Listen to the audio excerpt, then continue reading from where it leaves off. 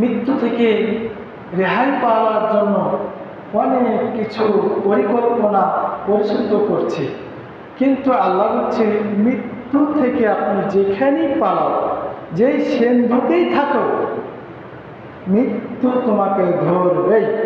আর সময় হলে আপনাকে মৃত্যুবরণ করতেই হবে, ধরবে।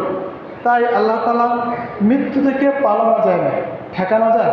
মৃত্যু থেকে কেউ ঠেকাতে পারছে আজ পর্যন্ত? পারে না।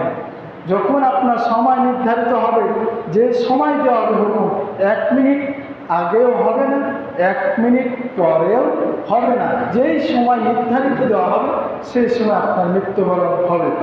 তাই আল্লাহ তাআলা বলছেন, আইনামা তাকুনু ইদরিকুমুল মাউত ওয়ালাউ কুনতুম ফি বুরুজিন মুশাইয়াদা।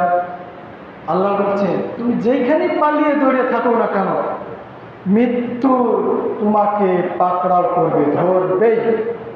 যেই স্থানে থাকো, সেন্ধুকে থাকো, লোহার সেন্ধুকে থাকো। এক সময় একটি ঘটনা, দৃষ্টান্ত একটা ঘটনা আমরা বলি। সেই সময় এক বাচ্চা ছিল, সেই বাচ্চা একটা লোহার সিন্ধুক বানিয়েছিল। তার আগে ওকে সংকেত দিয়েছে আজরাইল এসে, তোমার শুধু আঙ্গুলের ইশারা দিয়েছে আজরাইল, এরকম ইশারা দিয়েছে। উনি বুঝে নিয়েছেন কি আমাকে মৃত্যু বরণ করতেই হবে। তখন সে মৃত্যু থেকে ঠেকার জন্য এমন এক কাজ করেছেন, লোহার সিন্ধুক বানাচ্ছে, মানে একটা পিপিলিকা, মানে একটা চুল পরিমাণ যেন না ঢুকতে পারে, এরকম লোহার সিন্ধুক বানিয়ে সিন্ধুকের মধ্যে ঢুকতে যাবে, দেখা যাচ্ছে আজরাইল সাপ বসে আছে। ওই ভাবছে, অবাক, ভয়ঙ্করভাবে দাঁড়িয়ে আছে, অবাক, আমি এত সুন্দরভাবে সিন্ধুক বানালাম, এর মধ্যে কে প্রবেশ করল?